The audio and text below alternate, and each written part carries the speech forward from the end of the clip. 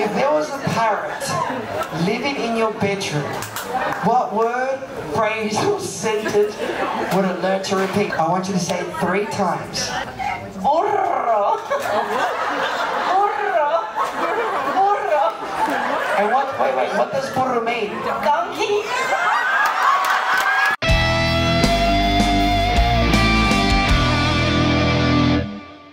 Welcome back to another episode of Cruise Conversations. We're on board the Carnival Horizon, and we are very happy to be joined by Cruise Director Chris Salazar. How's it going, Chris? I've never been called Chris. This is so weird. I'm going great. Doing great. How about yourself? I'm well, thank you very much. It's great to be here. Glad you could join us. Thank you so much. My pleasure. So obviously you said you've never been called Chris. Yeah. Most people know you by your nickname. My nickname. And my wife has a nickname that's very similar for me. I mean, truth be told, she calls me Jackass a lot. But your nickname, I'm not that. Your nickname is Donkey. How the heck did that come to be? It was maybe, I think, 13 years ago. We had a morning show. The cruise director's name's Chris. My name's Chris. And we had a phone. And it was like, let's open up the lines and get people to call up. So people calling up and giving us funny names. And a little 12-year-old girl called up, and with a cute southern accent from Galveston, she's like, you got big ears, big teeth, you don't shut up like Donkey from Shrek. It was just a joke.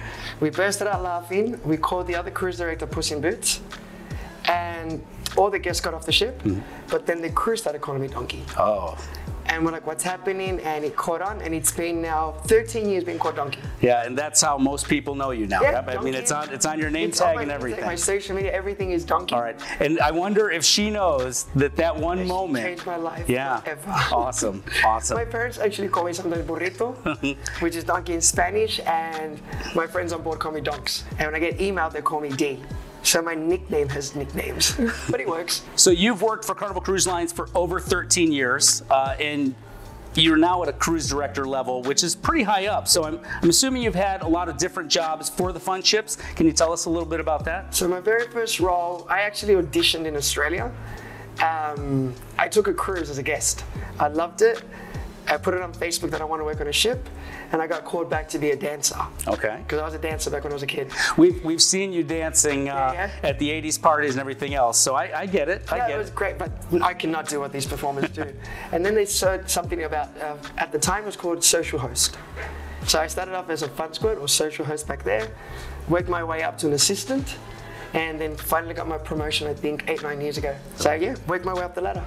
So from my point of view, Donkey, you've kind of reached the pinnacle of Carnival Cruise Line employment. I mean, as far as I know, there's no other employees for Carnival that have a sauce named after them up at Guy's Burger Joint. How did you work that one out? I have no idea, but it's the most awkward thing when you go up there and everyone wants extra donkey sauce. A liberal slathering, I think, is what it's called.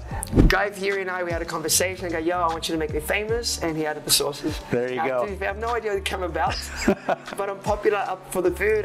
There's also a donkey that we have with the company. I think his name's Ted. Oh, yes. Yeah, he's in like... Grand Turk. Yeah, there you go. My family's spread out everywhere.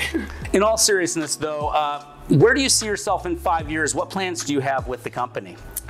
This is year 14, and I never see myself stopping. People think that, the next step will be entertainment director, but I love being on stage. Since I was 7, my parents got me performing. I'm one of the oldest cruise directors now. All the younger generations are 27, 28. This year I hit 4 years old. Okay, I'm hitting the big 40, But if I can keep doing what I'm doing, I would never want to stop. You may be one of the oldest, but my wife and I actually talked about this. You'd be hard-pressed to find another cruise director, and we've sailed a lot with more energy than you, so kudos to you. And it runs in the family. Yeah. Dad's 75, and you see him doing push-ups, sit-ups still. He's got that little rolly ab thing. Oh, nice. Yeah, he can't do it, but he still does it, so he tries it. I'm full of life all the time. So you grew up in Australia. Yep. Your family's from Colombia. And you've worked on cruise ships for over 13 years. I think it's safe to say you've seen a lot of the world. I've traveled a lot. If you could pick one spot to vacation at, where would it be and why? San Juan, Puerto Rico. It's always my go-to. The island, they call it in Spanish, La Isla del Encanto. It's magical. The music, the people, the culture. I used to work on the Carnival Victory maybe 12 years ago, and back on board was at 10 o'clock at night. So we had all day to discover, go to a different restaurant, go to different places. It was my favorite part, 100%. Now, we sailed on Mardi Gras last August, and I got to tell you, she is a beautiful ship. So you're here on board Horizon until September 11th. That's correct. And then you're off to the flagship for some training. So I know you've seen the videos, you've read the stories, and I'm sure you've even talked to some colleagues. What on board the Mardi Gras are you looking forward to most? It's a brand new class. It's a brand new beast of a ship. The layout of the ship, I cannot wait. It's got 2 theaters. I can't wait to see the shows. And of course, Family Feud. I mean, we have Deal or No Deal fleet-wide now, but to be on stage and to host something that I've seen as a child, played with my family, and now actually be the host on stage, I cannot wait to see it. It is an electric feeling. I gotta tell you, we were lucky because we actually got to play on the Family Feud. No way. Yeah, so Chris, the Flying Scotsman, was hosting for us, and he actually wore pants. He wore pants. I think contractually, I think he had to wear pants. We'll link it up here. I'm not going to spoil it whether or not we won, but yeah, it was an amazing time, and I know you're going to knock it out of the park hosting that. Cannot wait. I get an entire month as well to be there. Oh, nice. And I'm going to be behind the scenes. So I'm going to be actually able to enjoy what you guys enjoy. So after that, after the month on the Mardi Gras, I'm assuming you're going to take some time off then? Okay. Get my vacation. So with 6 to 8 months on board for a contract, you're working all the time. How does Donkey, rest and relax? So it's been 5 years since I've been home. So I finally get my vacation, finally get to see my friends and family. My nephew, who is now 13, 14 years old. So I just always spend time with the family. At the beginning of my contracts, I used to want to party it up. But now the older you get, you more want to be with the family. For sure. And just travel and relax and eat. Yeah. Because I love food. I'm constantly going to different restaurants. So to be on land and just relax for a while. All right, Donkey, this is the part of the show where we spice things up. We go rapid fire for some off-the-wall questions. We call this the hot seat.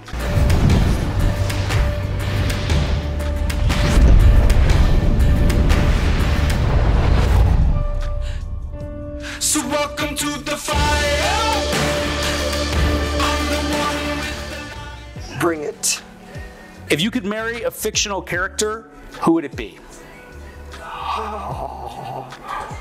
Fiona from Shrek. Just because I think like it'll cause a lot of stir. Donkey and Fiona. That just popped into my head. Do you have any superstitions? Not at all. Always been positive. If you had to eat one of these for the rest of your life, which would you rather eat? Peanut butter and jelly sandwiches or grilled cheese sandwiches? Grilled cheese any day, every day. I still do it right now. With ketchup, which I think is weird for you folks. Is that an Australia thing? No, it's a ship thing. We put ketchup on everything. Speaking of Australia things, though, I tried Vegemite not too. Okay. No. All right. Yeah. Vegemite, not at all. That's like petroleum jelly, not at all. I feel the same. Which talent would you most like to have? Sing. And that ties right into this one. If you could sing a duet with anyone, who would you sing with? Let me think about that one. That one's putting me on the spot. Mark Anthony, anything with Mark Anthony. I wouldn't know what song, but he's been my favorite singer since I was a child. What is the weirdest thing you've ever eaten? In Australia, I think it's called a widgety grub. It's like a bug. Okay. And when we were kids, like you would go to the trees and peel the trees off, and there'd be like these white bugs. And I got dared to do it. Okay, I was gonna say, was that a dare? It was a dare, but I mean, I did it. I used to, yeah, but I did it. I tried it. It was not good.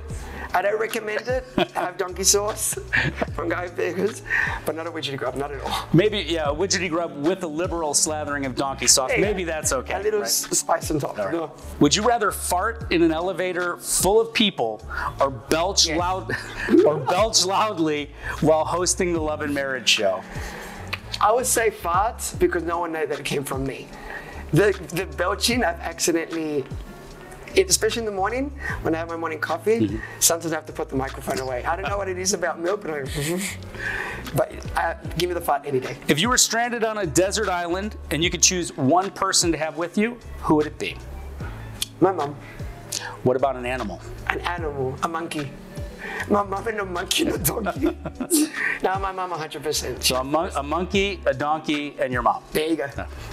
Gilligan's Island. Would you rather take cold showers for the rest of your life or never be able to get more than 4 hours of sleep in a night? Cold showers. That's good, and it's good therapy. It's mental wakes you up, everything. And it's good for your health. I just don't do it. If you had to pick a new name for yourself, what would you like to be called? Christopher. My real. Nobody calls you that anymore. Nobody ever calls me unless I'm in trouble. And when you hear the word Christopher, they're like, whoa. But no, it's always Donkey. But Christopher would be great. Would you rather have your jaws wired shut for a month and you could only drink out of a straw, or wear an eye patch for a whole year? A month.